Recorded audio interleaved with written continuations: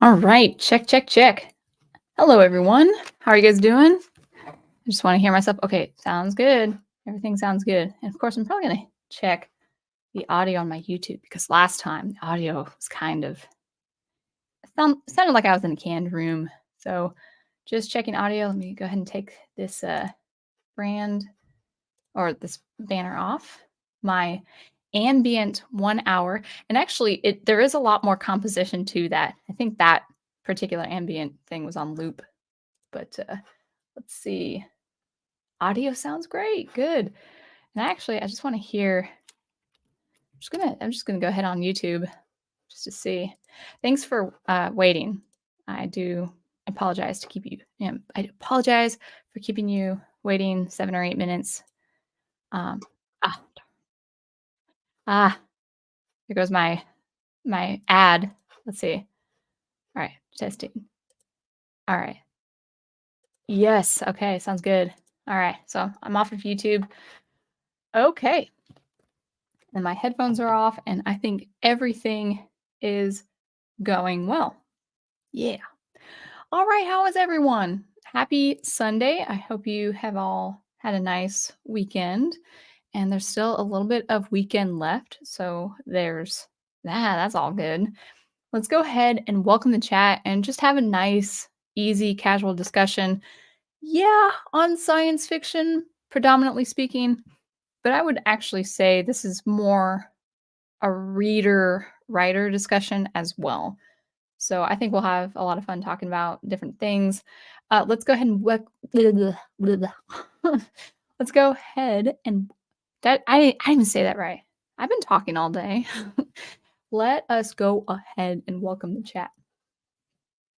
We've got Big Al because he's my friend, so his comment can be on the stream. He's like, happy or have a great Thanksgiving and wishing everyone a happy Thanksgiving. That's correct. Yes, we have our Thanksgiving Day this Thursday. And I think it will be a very nice week as far as we're concerned. I know for a lot of people, it can be heavy and hectic with traveling and prep stuff. But honestly, I just think Thanksgiving really should be chill. It shouldn't be such a stressful time, especially before the main holiday that's Christmas. But I hope everyone has a very nice, contemplative, easygoing Thanksgiving because I think that's what it should be. Brian Gilmartin says, never did get how, quote, it's not realistic is even an argument when discussing fiction. Yeah, that's absolutely correct. And we're going to be talking about that in science fiction because I think science fiction, dare I say, I think it's misunderstood. And we'll get to all of that. My wonderful prof and channel member says, music sounds good, and that's a nice avatar. Still not as beautiful as you, though. Well, thank you, my prof. And Big Al says, earning those hubby brownie points every day and multiple times every day. So, Samuli, welcome. Good to have you here. Elias Jones is also here. I should learn to program for video games. I've done well making broad games with a minimum of bits and tokens. Well, good. Yeah. I wouldn't know how to approach that because I'm not a programmer, especially not in the way of video games. So I hope you embark on a very wonderful journey there. All right. Final Fantasy is in. Wonderful. And also Amy L. Good. Good, good. Okay. And you say the audio was actually fine last time. It's probably just me who hears it. That what I was speaking not into my microphone. My microphone was hooked up, so I was speaking into it physically, but it wasn't configured. The configuration was rerouted to another thing, which actually was my built-in speakers or built-in microphone rather for my computer, and so it kind of picks up all sorts of tinny sounds. Not tinny, but it sounds like I'm in a more of a reverberant room than I actually am. Uh, all right. Comics Gator, welcome. Good to see you. Ghost Planet, welcome. Good to have you. Andres Hernandez. I think I've been saying Hernandez kind of lazily.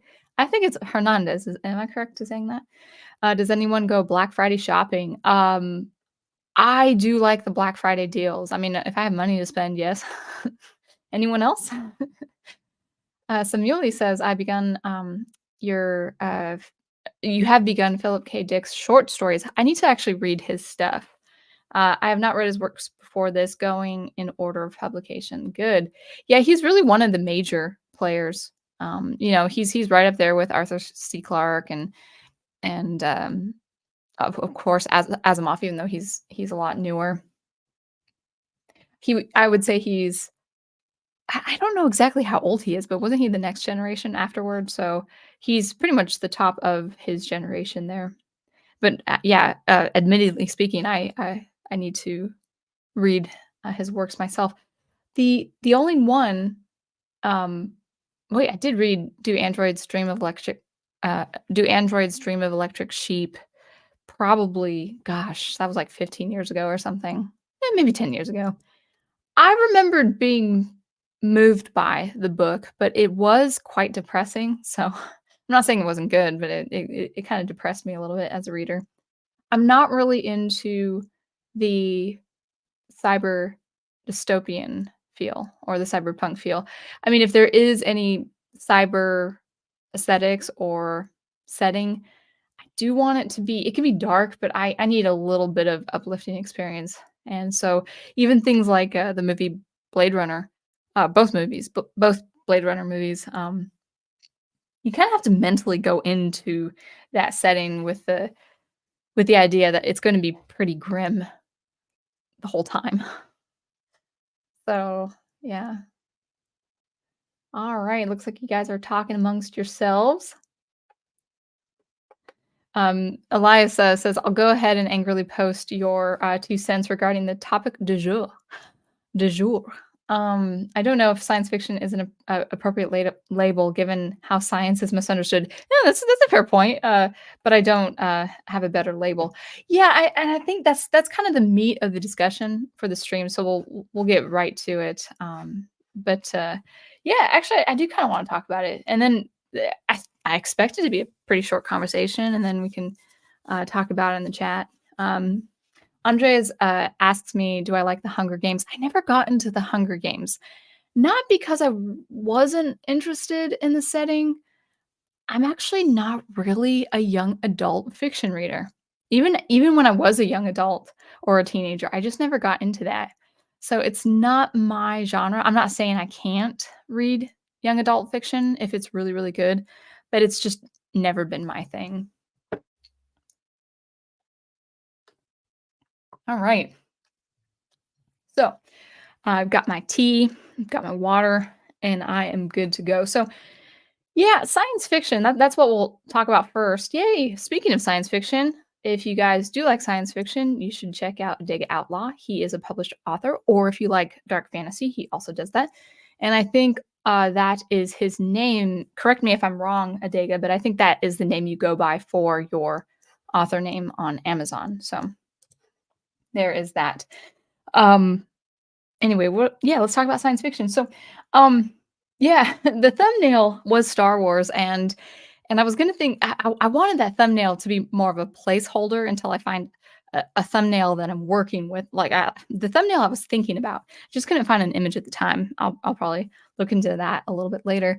I wanted an image of like the Star Wars, maybe with the Death Star, whatever, whichever Death Star it was, with the space battle going on, because well, there have been a couple of occasions where it's just been brought to my attention that people, not everyone, and in fact, maybe just a select few, maybe even very few people, have a really hard time when science fiction is not real enough.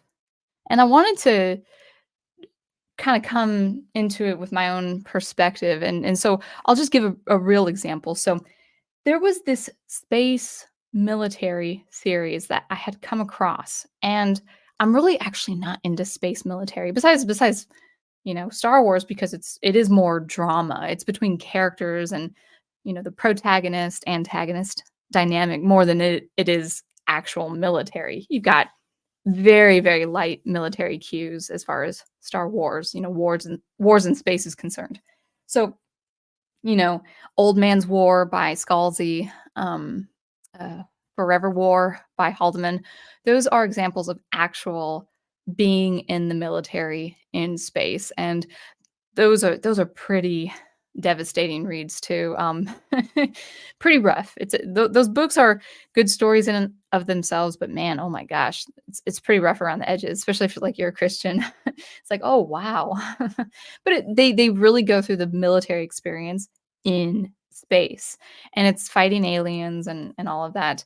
With Star Wars, it is a lot more of the opera aspect, operatic, like the love story, the hero's journey. And so I wouldn't consider Star Wars a military sci-fi setting, even though you are fighting a war in space.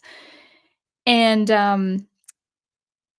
I bring this up because twice now in two different settings let me backtrack a little bit. Uh, I've been reading. I read this like the first 15 pages of this book, this series that is military sci-fi. And while I normally wouldn't go to military sci-fi, the protagonist involved, it's a very interesting setting, and he has a deeply interesting perspective. He's like the 17-year-old just getting into just been recruited to the top tier military training and stuff like that, and he's by nature, he is an outcast, and we don't know why he is the way he is, but it's intriguing enough. And so I was already interested in his character. But I thought, okay, I read the sample, Amazon provides you to read a few pages for free, and for the first time, I'm like, "Wow, this writing's pretty good, and this character I feel like I can be invested in." And, I would read the reviews after that, obviously non-spoiler reviews. And I came across this one comment, and it was this man who gave it a 3 stars. He said, "Interesting enough story, but I can't stand the space fighting because you don't barrel in space. You don't barrel your ship. You don't bank your ship in space. That's ridiculous. The astrophysics of it doesn't work that way." So he got really on the author, who I think is a good writer. Forgive me, I need to go actually back to the books to see who it is. I remember the title though. I think it was called the Henry Gallant Space Saga or something like that. So it's about this protagonist named Henry Gallant. I think I have that correctly. But anyway, so this one reviewer, he's like, "I would have given it 5 stars if it was just done a lot more believably." And so he had a problem with spaceships, you know, barreling and turning and flipping and banking and all that stuff that you would see with aerial fighters below the atmosphere, because below the atmosphere, that's absolutely true. You can do that. And that's not the only time I've seen that. I've seen that with, another person on YouTube where they just had a real hard time. They love Star Wars. They love the atmosphere of Star Wars and stuff like that, but they have a scientific problem with how the Millennium, Falcon is moving. It's like, that just wouldn't happen in space. And the reality of it is, I'll just say it right now, space wars in real life would be really, really boring. You'd be working with phenomenal, astronomical distance. You wouldn't be close to colliding. We wouldn't have that kind of power. And even if we did have that kind of power, it would look very bland. It almost probably, I'm no expert, but it'd probably look like you're, instead of on an ocean, you're more in space, but it's working in very slow going ways. And you'd have to intercept and conquest in very, I would say, anticlimactic ways, like something that wouldn't look interesting on a film, on a picture, or even in a novel. And I can see Star Wars in film, the actual wars in space, Star Wars and battling and stuff like that. I can see that actually much better on screen than in a book. I mean, as much as I enjoyed the Thrawn trilogy, I kind of liked the strategies. But when I was in Wedge's perspective, I got the general picture, but it's gotta be really well written. Like, that kinda Space Wars stuff has to be really well written. Otherwise, I would just rather hear it on a radio program or see it on screen. But my whole point is, these people, there are people out there who have a real hard time with not just lending their imagination, saying, "You know what? I know this kind of space wars wouldn't happen in real life. I know this is just a story. This is just a piece of fantasy. This is just a piece of science fiction." And I would say, yeah, on the one hand, I do understand that argument. I would like to make my science as fantastical as it is. I would like to make the science in my science fiction, if not believable, at least probable, saying, "Oh, okay, the mathematics in this doesn't exist in real life, but I can see where you're going with this. So even if this cannot exist in real life, you've made it understandable. I can comprehend this. I can accept that this is fantasy. This is, dare I say, even magic, but you're working with a science we already have in this." And so I would encourage people, and I'm not talking to you guys, but I would encourage people to just general sci-fi readers to really relax just a little bit and not be so uptight over things that don't follow astrophysics, for instance. Actually, speaking of astrophysics, I am very much enjoying Stargate, and I know a lot of the scenes and a lot of the setting, it's more fantastical. It's a fantastical version of a wormhole connecting two worlds.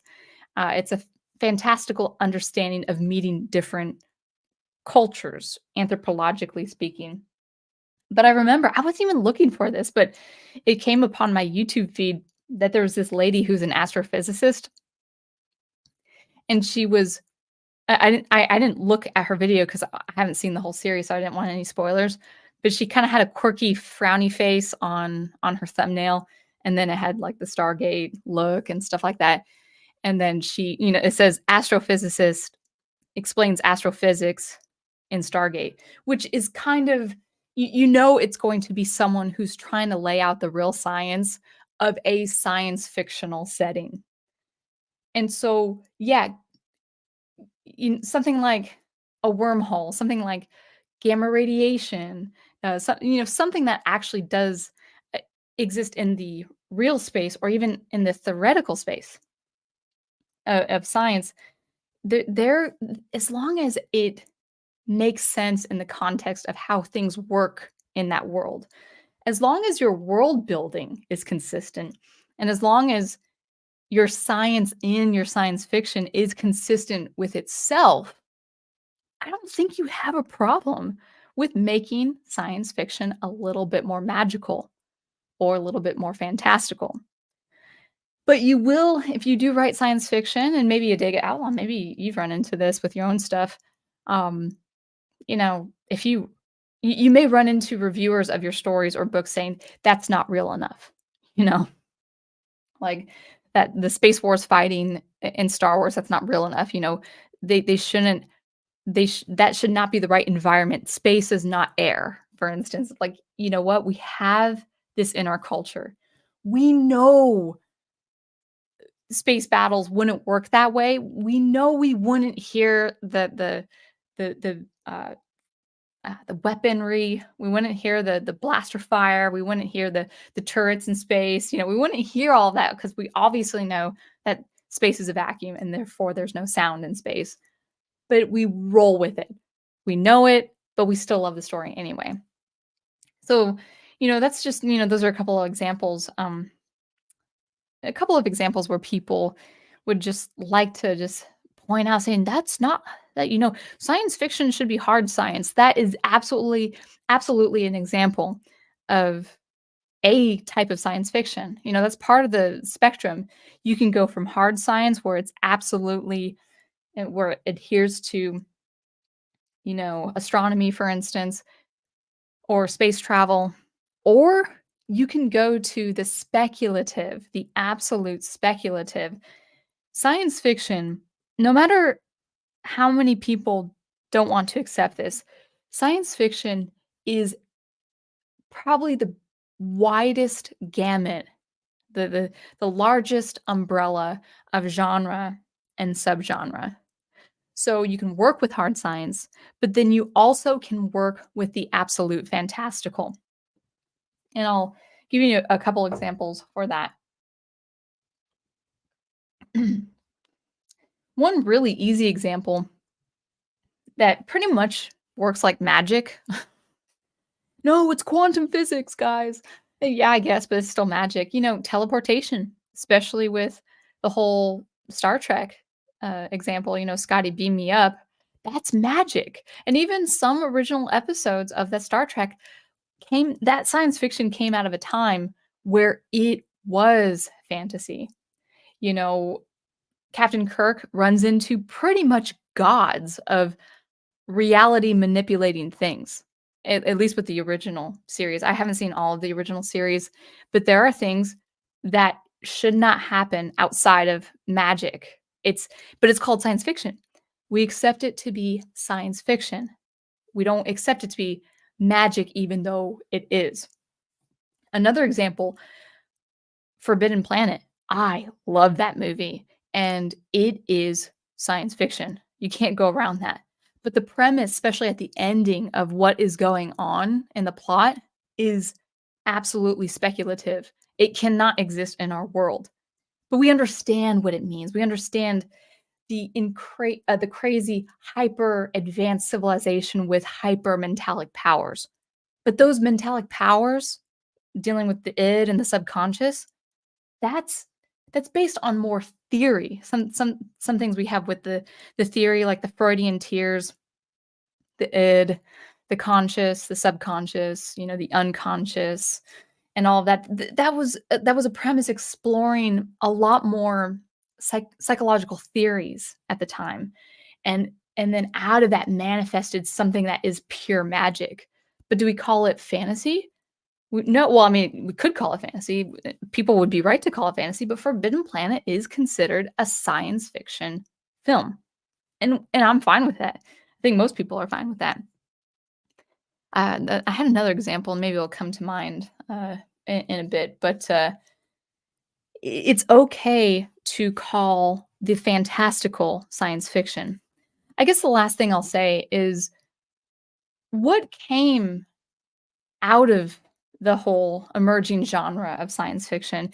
Yeah, we have the Jules Verne. I mean, yeah, Journey to the Center of the Earth. I mean, even the movie obviously is fantasy.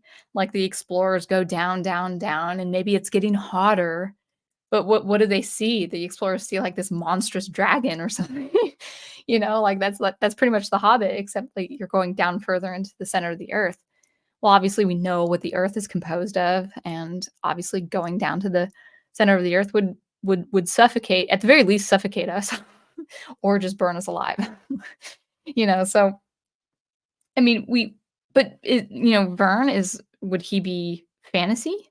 Maybe people would call it fantasy, and again, you could call it fantasy, but culturally speaking, our culture has dubbed these works, Journey to the Center of the Earth, Invisible Man, before all that cloaking technology was brought about, all those things is of the theorizing, um, the speculation of what could be, and I think that's part of the charm and really part of the infrastructure of science fiction. And so why I bring up the older examples is, well, even Asimov. Asimov was writing in a time where pulp fiction was, science fiction was prevalent mostly with magazines. And these magazines had covers of, men in space and ladies in space, where like the ladies would be wearing mini skirts, their body completely exposed, and then they would have like the bubble thing over the head saying, "Oh, well, I can't breathe in space." But I'm not crushed in space, without any protection. But yeah, people might argue, well, that was just an artistic rendering of the magazine. That doesn't mean anything. Like they wouldn't write that in the story. It's like, well, but we had that in the story, you know? So yeah, like all of this sci-fi stuff it really is theory and magic. And I had, before I go into the chat, I just wanted to say, you know, I just finished the second, no, excuse me. the 4th installment of the Foundation series. Well, technically, it's the 6th installment. I don't know what order of books that Asimov had, worked on. I just know he had the Foundation trilogy, then he did 2, later installments. Chronologically speaking, they are later than the trilogy's events, and then he has a couple prequels. So I read Foundation's Edge, which is the story that happens, I think, about 200 years after the 3rd book and after the events of the 3rd book takes place. And I might talk about it a little bit in another, context, but, anyway, the science, quote, "science" behind that in the setting is mentalics, and basically people who have the hyper mentalic ability to manipulate things with their mind can they can talk to each other from between astronomical distances. So if you have a person on a planet to a person in a spaceship just with their minds, I'm sorry, that's magic, but we consider that to be in the science fiction literature. So, if people, get on you and start, complaining to you and haranguing, it's like, "Well, that's not science fiction, it's not hard science, it's not real enough." It's like, "No, just cut some science fiction some slack." There are a lot of purposes and functions with the genre science fiction. Doesn't have to be absolutely real, and for the sake of Star Wars, I would want it to be, uh, fun-looking space battles and not actual real space battles. So anyway, let's go to the chat and see what you guys are saying.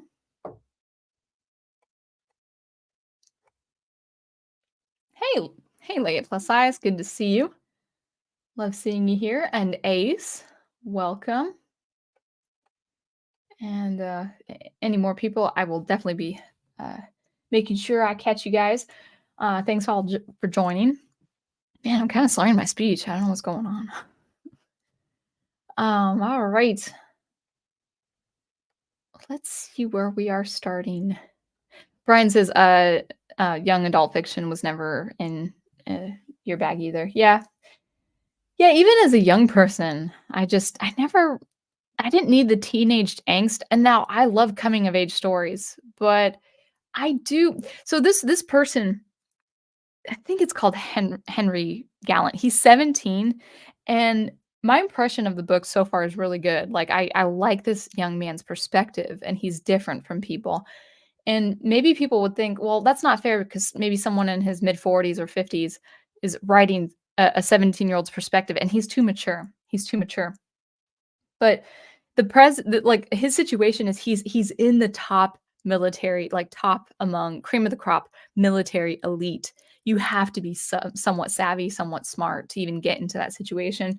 So for him to have a slightly more mature perspective, he's just actually honestly he's more street savvy. He's more intuitive.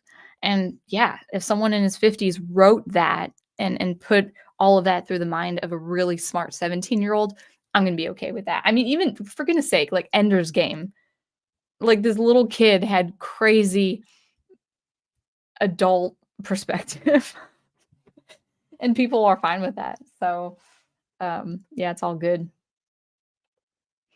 All right. Asa says this guy who's commented on, the whole Space Wars, he's like, "He probably should not read the X-Wing books." Yeah, probably not. I think he'd have a problem with that. Yeah, people have a problem with like, spaceships and frigates and fighters, like they shouldn't behave like they're flying below atmosphere. It's like, but then it's not as fun looking. And don't get me wrong, I love how effective 2000 Space Swan if I could say that. I really do like how 2001 Space Odyssey, the film, I love how effective that movie is. Like when you're outside the spaceship or when you see HAL 9000 kill that first astronaut, like it's really effective because there's no sound. Like you could see the astronaut struggling in space, but there's no sound. That's really dramatic. But I'm also fine with hearing sound effects. I mean, I think a good way. No, I don't.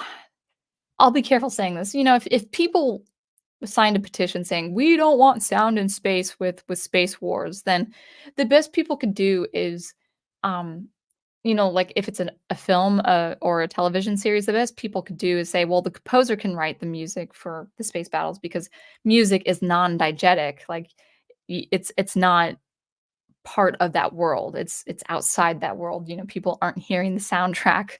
That'd be kind of annoying. It'd be weird if people can understand and hear the soundtrack, what's going on in their world. They don't hear the soundtrack. We hear the soundtrack. So that could work, like a space battle with like real high energy music, and then you wouldn't hear the blaster fire or whatever. I think that could work too. I'm kind of open to both things. I love if someone can write some science very, very well, even though it's hyperbolic or exaggerated somehow. Okay, roll with it. I'm trying to do that myself, but I won't be so constrained to the specific physics and mathematics where I'm like, well, no, I have to have it do this because it's a really important part of the plot. And if it's not sound in the way of science, then oh well, it's good enough for the plot, and that's what's most important. Because I'll be honest with you guys, like I've been practicing my writing science fiction for a number of years now, and I have really, if it's not speculative, if it's not paranormal or anything, if it is an actual world and that world functions the way Earth would function, for instance, yeah, I would want my science to be very much like the science that we have in our real world. So, all right. Do Leia plus size says, ready for a discussion. Sound good vibes. Good. Good, good. I'm holding my tea for some reason. I don't know why. All right.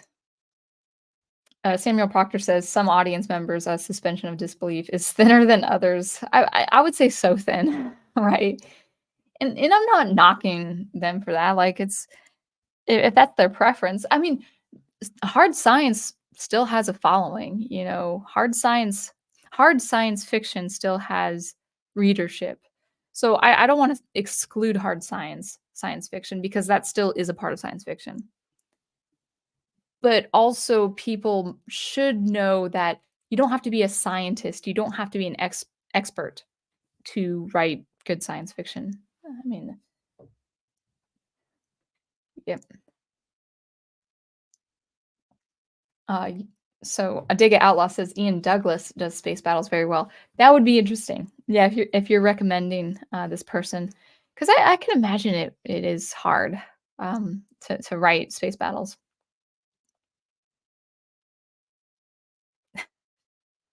Amy says I've never seen sci-fi where spaceships just don't just fly like planes. That reviewer is just weird.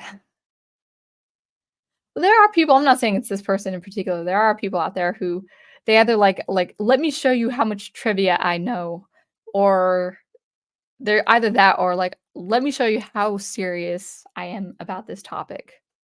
Like, for instance, I think, Neil deGrasse Tyson had a real problem with Interstellar, and, it's been years since I've seen Interstellar, but, like, "That's not how the wormhole would work," and or maybe the way the pilot explained it was too simplistic. Maybe that's true too.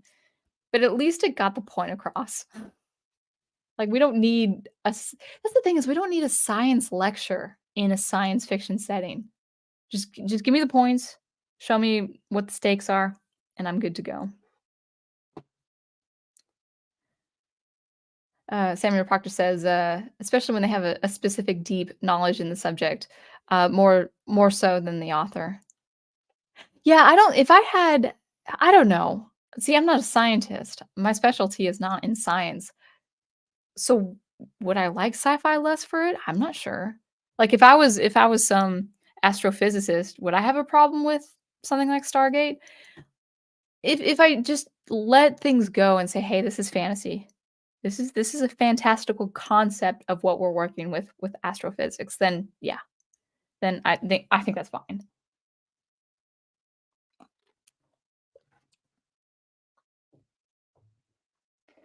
Elias Jones says, "Given faster than light, according to the current science fiction consensus, is impossible. You almost have to break the known laws of physics to have a fun sci-fi."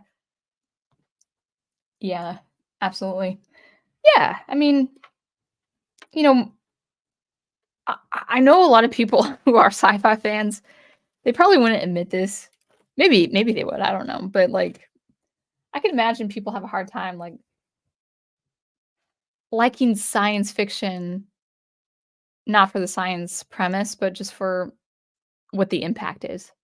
Because science fiction is a genre that really explores ideas, really explores different ideas, and then runs with it, like, to absurd levels, and I think that's fine. I think that's what science fiction should do. I've always been of the mind that science fiction is maybe horror is a genre that works with this too, but it's humanity dealing with the situation, and it's the reaction of how to deal with the situation is what makes it science fiction. Or if not situation, at least a setting, is this place dystopian? How are we gonna overcome it and all of that?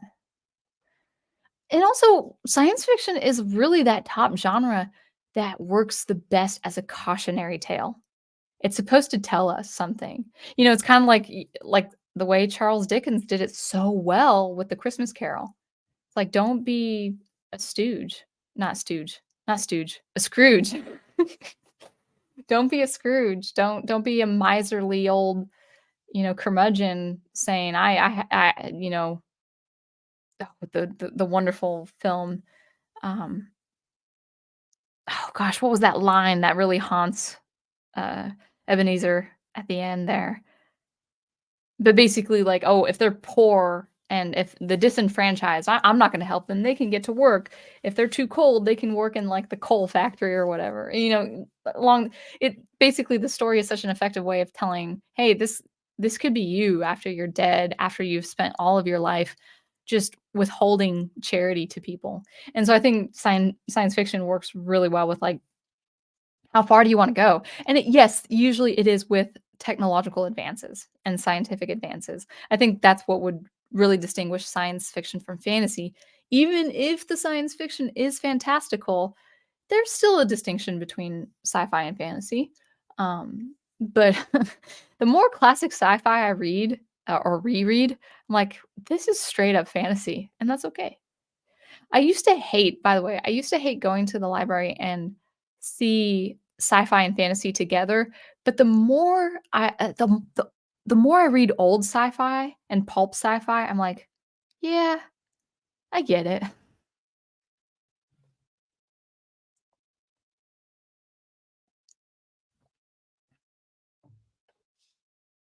Yeah, Final Fantasy is like, yeah, people do forget suspension of disbelief. Yeah.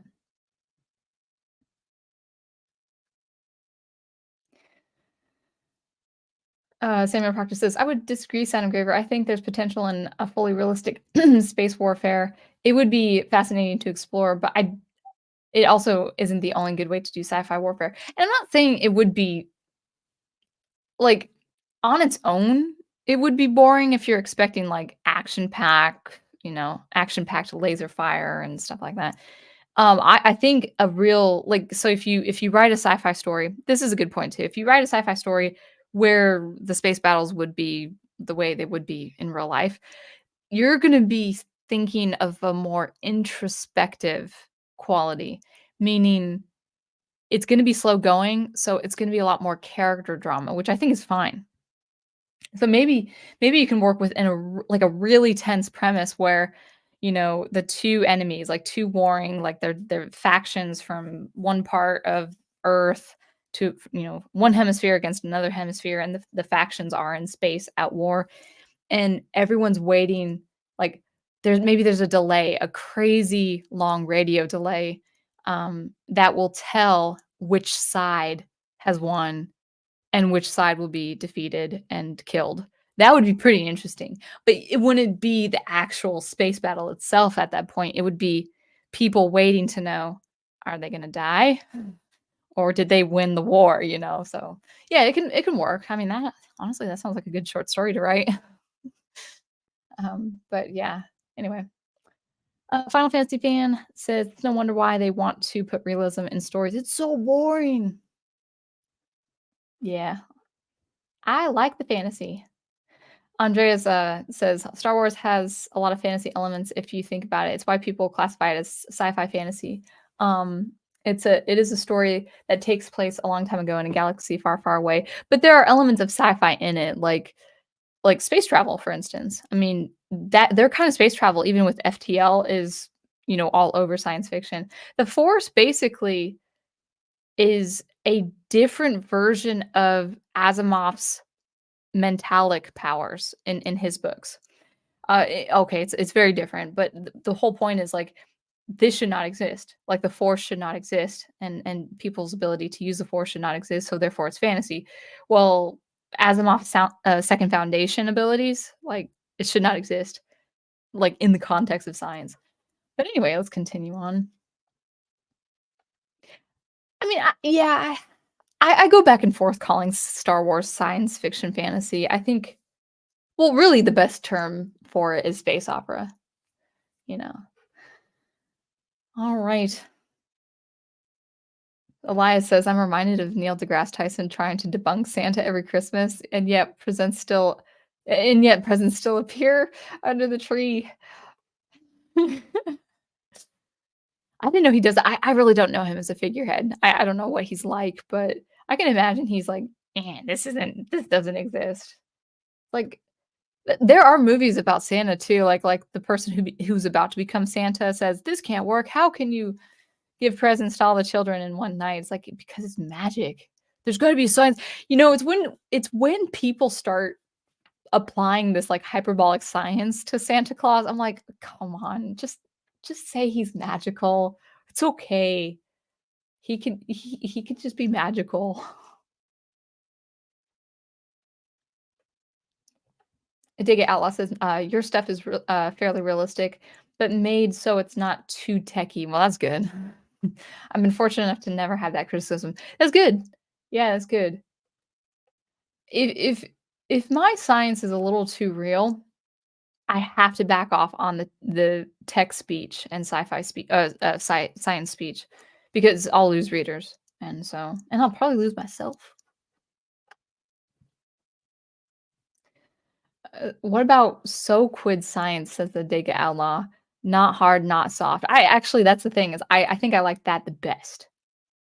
Like, I like a little bit of both. Is that what you mean? Welcome, Gigawatt. Good to see you. All right. Uh, Andrea says Terminator and The Matrix explore interesting concepts that could happen while also keeping this fantastical concept that seems impossible to happen. I think that's a really good balance. I think that's a really good balance. And in a way, you kind of want that because it's like, what if you developed a science in your fiction that actually was not only probable but absolutely manageable with a certain given technology, and then like some corrupt mind or organization got a hold of it saying this is perfect, let's develop this. Like, no, you don't want to do that either.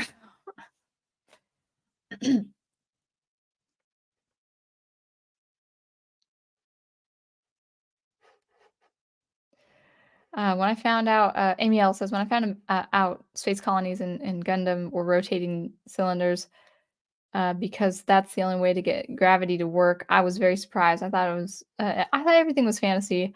I mean, there's that kind of, I had in mind to have, at least with one ship in my work in my fiction, to like a massive ship, a traveling ship. I had in mind not to have anti-gravity involved, so they'd have to be floating through the ship and kind of working with that.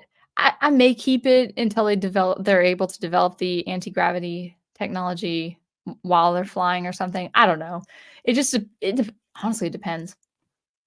But the anti-gravity, like the anti-gravity beam, I mean, it's cool. It's fun. Final Fantasy fan says superhero fiction has been getting this problem too, which is why we get paramilitaristic ninja vigilante man now instead of Batman. Yeah, like I'm sure I've heard this before. Like the cape isn't practical. The cowl and the cape, they're not practical. It's like it doesn't have to be practical as Batman. How does he do all that stuff with a cape? I'm like, because he can, because he's Batman. Yeah, Samuel Proctor. I love Forbidden Planet too. I love the premise. I love the id. I love the exploration, especially at the especially when that kind of Freudian concept was still relatively new. I love that. I work, a few years ago, gosh, probably now 5 it's been over 7 years now where I completed a novel I need to go back to. I still have it in my records, and it's absolutely speculative, just like Forbidden Planet. It's a different setting, but it's working with something like that, like working with the id and stuff, and it's pure speculative. Like, there's some science behind it, but it's it's science that goes too far, um, too far into the paranormal realm. Yeah. Yeah, Elias says, "Seriously though, I would never use a Star Wars Trek transporter because it literally kills me and makes me a clone. That concept didn't get much play."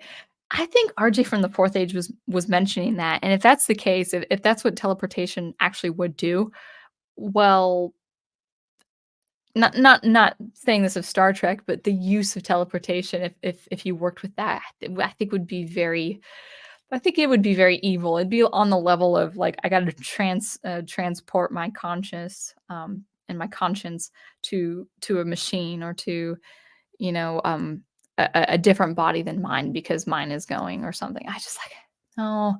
The mind and the body is a theologically beautiful unit. Don't mess with that kinda stuff. Yeah, oof. Yeah, and that's the horror of a lot of the science fiction too. Like, what would happen if your mind was removed from your body? I don't watch horror, but, I know horror films and, some really intense sci-fi stuff have explored that. My wonderful prof says, "Great point. Science fiction is still fiction. Many cite Poe as the father of science fiction with stories like the unparalleled adventure of one Hans Fall." Is that how you pronounce his last name, his surname? I'm not aware of that. Samuel Proctor says, "I wish there were still pulp magazine companies around. From what I understand, there's a great way for new authors to enter the industry." I wish so too. Well, I mean, there is for science fiction. They have a lot of science fiction magazines that has a pretty adequate readership, but they were confiscated by the ideologues. I was very faithful to two subscriptions. I think I think it was around 2014, 2015. I subscribed to the Asimov magazine and the Analog magazine, and for the first couple of years, I remember reading. Not every book was good, not every short story was good, but I do remember reading the majority of those books, like liking it, like finishing my day, and then my last thing ending the day on was just reading a short story. But then like, I think after like 3 years, I just couldn't get into the stories, and then there were some stories I just got absolutely livid over because it was the disdain in the writing for some people was just unacceptable, so I'm like, "Okay, well, you've agreed to publish this kinda stuff, I'm out. I'll spend my $4 a month elsewhere." It's probably more than that actually now, it's probably $10 a month.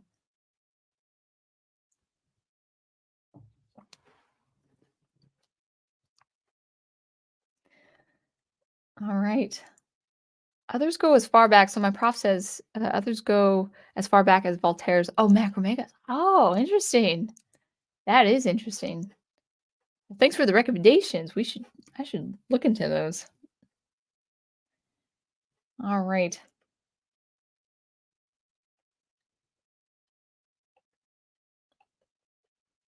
Eliasa says, also, as a matter of fact, the supernatural is real. So, things that aren't according to natural law could have outside entities meddling. I think, yeah, especially if you're working from a religious perspective, like religion in sci-fi and stuff like that. That's true. Especially if you are of the belief. I think a lot of people just have a problem with science fiction not following the natural laws. Um, because if you brought that argument to one of those people complaining, they were like, "Well, we're not talking about spiritualism. We're not talking about mysticism. We're talking about science." So, Yeah, but yeah, you make a good point. Andreas, I don't oh, I, Robot. Wait a sec. Is the I, Robot movie was that with Will Smith and the other actor? I can't remember that other actor's name. Hold on a sec. Robot film. Might have a little slow internet connection. Oh, yeah. Yeah, Chrome is kinda punishing me because, like, it wants me to update, but, like, I can't. My operating system I ugh, it's just my own problem is, like, I buy a computer every 10 years and then get a refurbished one, so it's being weird, so, but if that is the Will Smith one, I had seen that one. I didn't mind it. It wasn't my favorite. I mean, I wasn't it had a very interesting it had a very interesting premise. I got his conflict. If we're talking about the same movie, um, the one with Will Smith, but honestly, I can't remember if that was the one. But the one with the robot and the Will Smith, I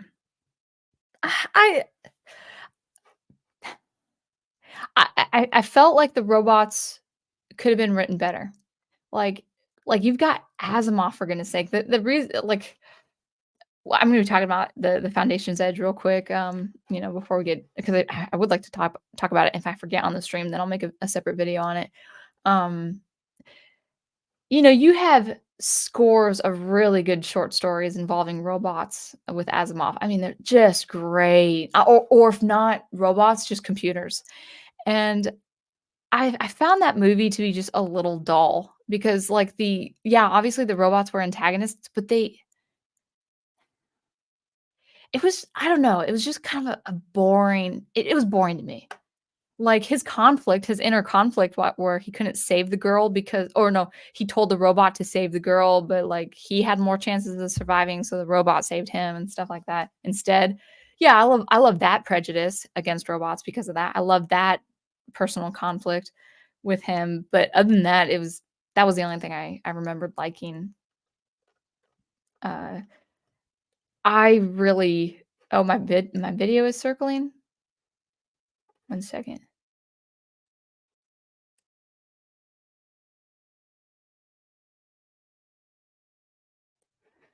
Are you guys able to hear me?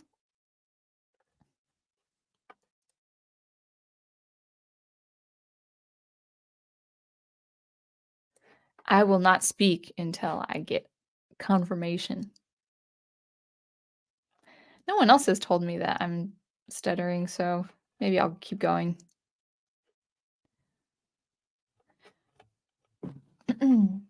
Oh, by the way, Prof, my phone is off, so oh, I'm good. Okay, I'm still coming in through fine. Good. Awesome. Good. Thank you. Thank you, everyone. All right. So, yeah, I think I was trying to look up something else and my Wi-Fi would not let me. Chrome. I think it was Chrome. Um,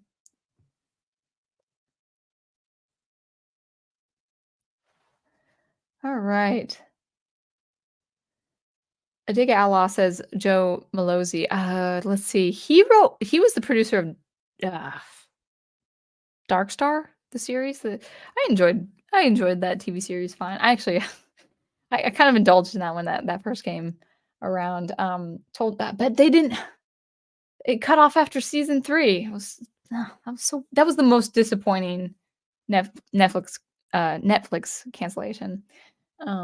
You say Malozzi told me a good point. He said that more people respond favorably to sound in space, like ship flybys, than quiet. Movies are for the masses. That's absolutely true. Like the film is the medium for the masses, and I would say, hey, I would watch Space Odyssey in the theater. That'd be amazing. But I get it. It's like you you serve your audience. And most people, even people who do not read science fiction, they understand the pulp fantasy aspect of science fiction. And I think some sci-fi readers just have a problem with that. And again, write your hard sci-fi, read your hard sci-fi, but it's not the only sci-fi. Elias says, "If something breaks with physics, it has to be established." Yeah, within the world building, exactly. A work must be consistent for verisimilitude. The holdover manure, for instance, just can't happen. Right, because if it can happen, it should have been done for so many different occasions, and a lot of consequences would have happened with that. Yeah. The reason why people had such a problem with that scene was they had a problem with that because it hadn't been used before. She didn't have to sacrifice herself. A droid could have easily done that, steer the ship and then done that. Obviously, the Imperial troops and the Imperial army would have had that such a technology if it was so secret. And then, what was the other thing? Oh, yeah, in Rise of Skywalker, I think there was a character, it was almost referential. This character, I forgot who, but I remember hearing it, like, someone in the cast, someone in the, camp said, "Oh, well, what about the Holdo maneuver?" It's like, that's only a 1 in a million chance." It's like that's why people had such a hard time with that because it broke all the world building of Star Wars, that one thing.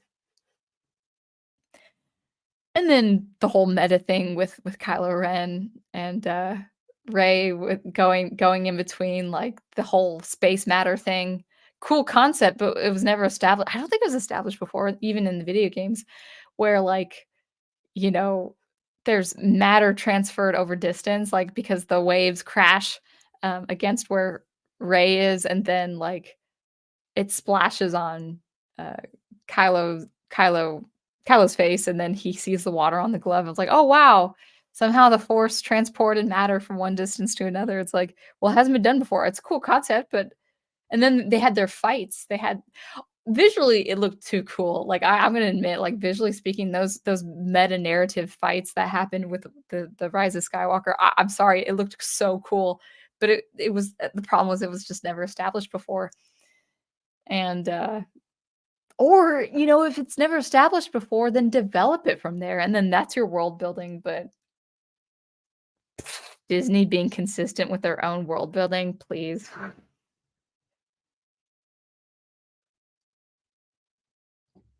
Ah, my prof quoted me, "We don't need a science lecture in science fiction." Amen.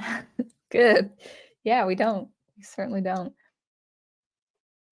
One great example, Samuel Proctor says, of making realistic sci-fi entertaining is Alien. Never saw that, but I'm just not into the creepy horror aspect of it. The long hibernation, space travel. Yeah. Well, yeah, a lot of people have done that.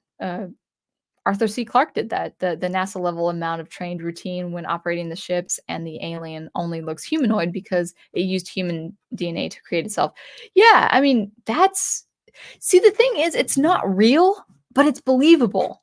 Oh, who said it? There's a famous sci-fi quote. I wonder if Al knows this because he's so good with trivia. I think it was the writer for either The Outer Limits, or no, maybe it was Roddenberry. One.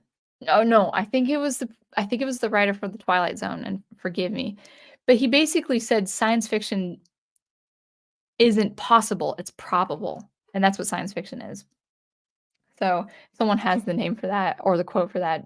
I'm paraphrasing probably the quote, but that exactly, it's like, make it believable, like, "Oh, I can see that happening in that world," even though it doesn't happen in our world, and then you're good to go. But then if you break that world building in your world, that's where people are getting mad at you. And actually, I think this is a good segue into a very short thing I wanted to talk about with Foundation's Edge. So this is the fourth installment. If you're starting first with the trilogy, and then Foundation's Edge happens afterward. On the whole, I did enjoy Foundation's Edge. So I love the trilogy. I love the Foundation trilogy. Foundation's Edge, I remembered reading about 12 or 13 years ago, and I loved it. It was my favorite installment, and I haven't read the last book, which I will probably within the week or so. So I'm looking forward to that. It was a complete story, and it had a very interesting premise. I liked the characters. I liked the conflict. I liked just the inner workings and the machinations going on with all groups involved. I like that. I mean, that's actually very much to the setting of the trilogy itself. But I read the end and I thought it was a complete story. It does set you up for the final installment of the series, but it's a complete story on its own. It has kind of this vague conclusion, like, okay, that's definitely a resolution for this book, but if you want to continue reading, you can do that. It's not a dumb cliffhanger like Hyperion was a dumb Hyperion had a really terrible cliffhanger, but, this did not. This had a cliffhanger of sorts, but it was a complete standalone piece of fiction, Foundation's Edge. Yeah, obviously, it's connecting to the trilogy and the events involving the trilogy, and, of course, it's going to connect to the final installment. Now, while I liked the story, while I thought it was a complete story with a good enough setting, a good enough set of conflicts, and I like the personalities of these different characters. They were a lot more well-rounded as characters. They were not caricatures as you would see with the trilogy. I'm not knocking Asimov for that. Like, I don't mind the hyper exaggerated, cartoonish, element of his characters in the trilogy. I think they're fine. I think they're wonderful characters in their own way. These characters in the Foundation's Edge was, they were a lot more subtle, and they were a lot more fleshed out because you were in their perspective, like, chapters at a time. One character would have a chapter, then another character would have a passage, then another couple of characters would have an exchange and have their own perspectives, and so you spent a lot of time with all these characters, and I think that was the strength, that I would say definitely did lack in the trilogy. So that's why I like the book. Where I'm a little concerned where Asimov is taking it, it's basically to this point. He published this, I think, probably a couple decades after the trilogy and all the things involving that. And he had established a wonderful, wonderful setup with both the first foundation and the mysterious second foundation. And the foundation and the main antagonist involving Second Foundation, is the mule. So, inside the second and third books. So the mule and the Second Foundation are very formidable characters. So no spoilers if you haven't read it. They're just wonderful, a wonderful set of ideas involving the person that was the mule, and also the organization that is the Second Foundation. Very highly mysterious group of people and very formidable in their work and machinations and manipulations of how things should be played. Even if almost like a, I'll say this carefully. I don't want to use this as a loose term, but the best way, I guess, my best impression of it is like they kind of work like a benevolent dictatorship. Not completely bad people, but they think they have all the acumen, and since they have hyper mentalic powers, that they should benevolent, benevolent. Can I say that word? They should be kind and gracious. I'm gonna say that they bestow goodness in their own way through their powers and their manipulations. This is a very good premise, and then you get to know certain individuals inside the Second Foundation in the book Foundation's Edge. So already a really good, interesting premise there. Already a really good organization. And by the end of Foundation's Edge, I had seen that Asimov, either he was bored with that idea or maybe he just ran out of room or ran out of ideas with them. But I thought he could have explored the conflict between the first and the second foundation so much better than he did. I thought, like, okay, let's have it out with both foundations. They're pretty much a superstition. The second foundation is pretty much a superstition to the Federation, and the first foundation, they're completely hidden. Their location is not known. That's very awesome to have that part of the setting. And so, like, yeah, Asimov, let's explore even being inside the second foundation. Let's do this. And then it's not bad. I'm not saying it's a bad idea, but he started taking this in, um, this idea that there's another force at work that is going to foil the second foundation. And the Force itself is actually a very, very interesting idea. I do like the forces at work. I'm not saying it's a bad idea that Asimov had, but here's the thing. I think my impression is that Asimov wanted to work with something new, and so he's really branching out. He's really deviating from what already was a solid setting between the first and the second foundation. And my concern is it will go so far and so out of reach. And even though the ideas themselves are pretty good and he could work with that idea with another set of stories in his universe, well, I know he's long past, but I'm just saying this as a reader. I'm nervous that he will have stripped all the potential of the original conflict between the 2 foundations, the first and second, because he really could have finished 5 books of pretty interesting things involving the second foundation. They are a force not to be reckoned with, that's the thing. And even if they're good people on that side, there are a lot of people who just want power on that side. So it's like, okay, the first foundation is all tech, it's all the physical, it's all the material, it's all the technology. They are absolutely unsurpassed as far as military and technology and all of that. But they don't have any mental abilities. Whereas the second foundation has all the mental power. So they could break your mind if they wanted to. They don't because they're benevolent. This is such a cool premise. And then you have something else to foil them both, and it's like, but I was kinda content with just the 2 of them.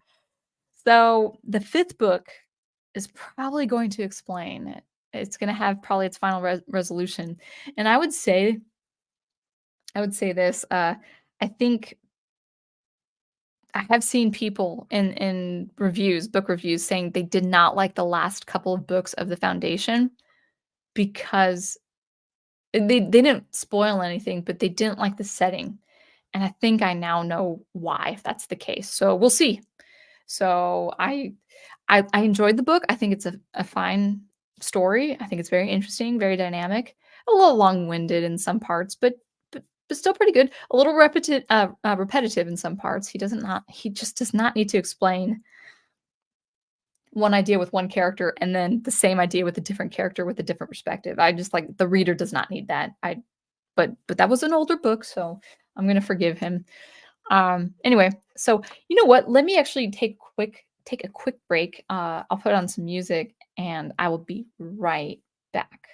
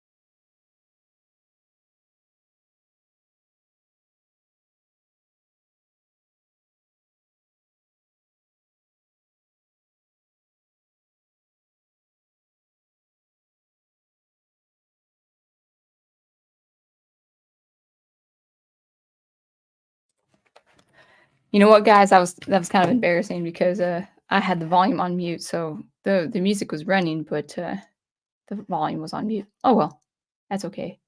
All right. Um, where's the music? Nowhere. But I'm back anyway. That I just needed that quick break. All right. Samuel Proctor says, The fact that Interstellar predicted what a black hole looked like years before we saw an actual picture is an achievement. I didn't know that was true. What? Is that true? Guys, I'm gullible when it comes to these things, so I think that there's, more that's more important than having realistic sci-fi or any genre is internal consistency, yeah. Establish rules for the world and the characters, uh, and then don't break those rules. Exactly. I mean, it works like a magic system.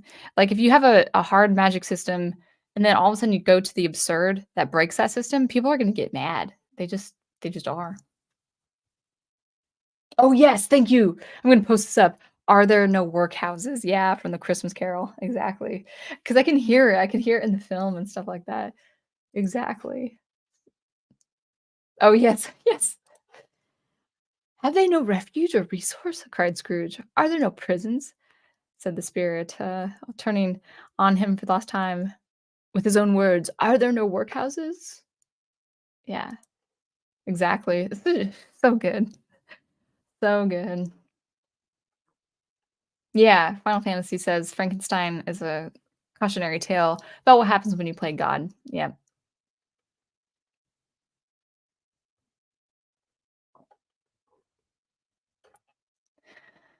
Doo doo doo. Hey, Private Eye, welcome. I'm just kind of scrolling down the chat. It looks like I'm about midway. Um, let's see. Yeah, probably Andreas, the Silver Age of comics, full of sci-fi. Everyone got their own powers because of some freak science accident. I mean, like if you think about like, you know, old classic like 1940s and 50s sci-fi films, like when someone's hit with gamma radiation and then they're transformed, it's like, well, that wouldn't happen. Your skin and your cells are damaged and you get a terminal illness from that, but like you're not supposed to change into anything. Yeah. So yeah, exactly. Like let's beam this ray on this person and watch what happens. It's like they'll get sick. But then that would be boring. That's that's not a conflict.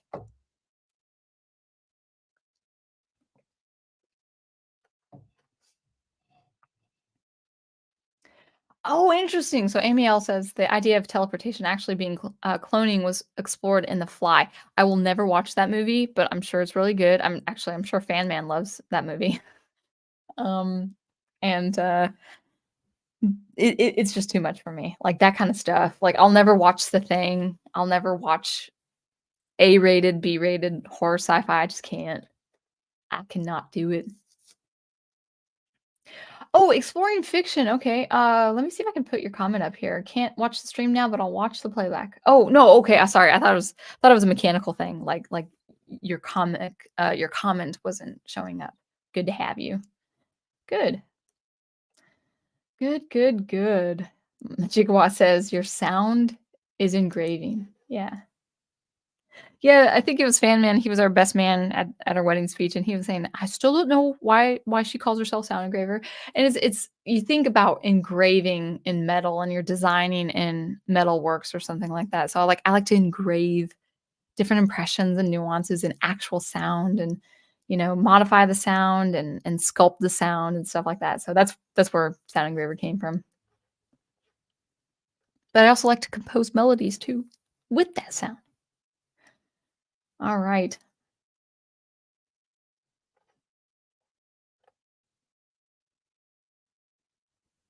Ghost Planet says that Charlie Brown is on MTV. Is it MTV this year?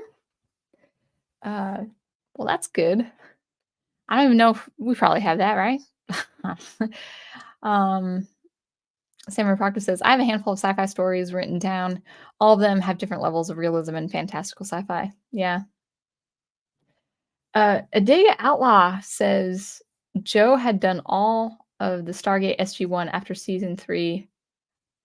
Oh, he's wow, he is important. Okay, okay. Dark Matter. Yeah, I was thinking Dark Star, but isn't Dark Star like a college independent film? Dark Matter. I can't believe I said Dark Star. All of SG Atlantis. Oh, after season 3. Oh, I'm sorry. I thought I read that as up to season 3. Okay, interesting. Interesting. That's cool.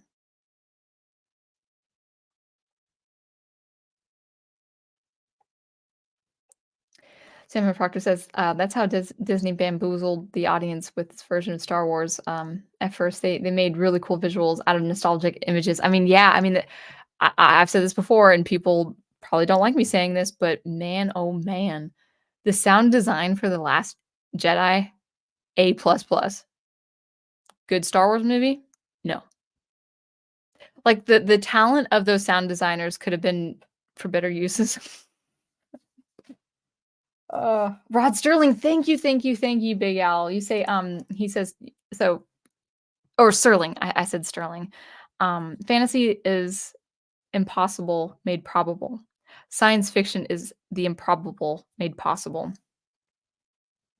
Oh, he did say that. He did say it that way. Okay, maybe then I didn't phrase it the correct way then. But I remembered his. Now I remember his name. So fantasy is the impossible made probable. Yeah, in that setting, and then science fiction is the improbable made possible. So in your fiction, it is possible because the characters are experiencing it. Ray Bradbury said, who I love. He's one of my favorite authors. Science fiction is the art of the impossible. Oh, excuse me. Science fiction is the art of the possible, not the impossible. Yeah, like a boss. Oh, yeah. Yeah, yeah, yeah. All right. Uh, Samuel Proctor is recommending an interesting video from Pilgrim's Past called Why Sci-Fi is So Religious. I think you'll find it fascinating. I will look into that. Thank you.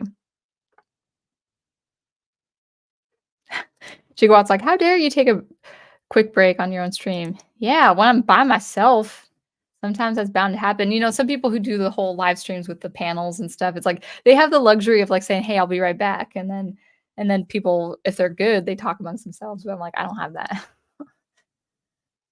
Yeah.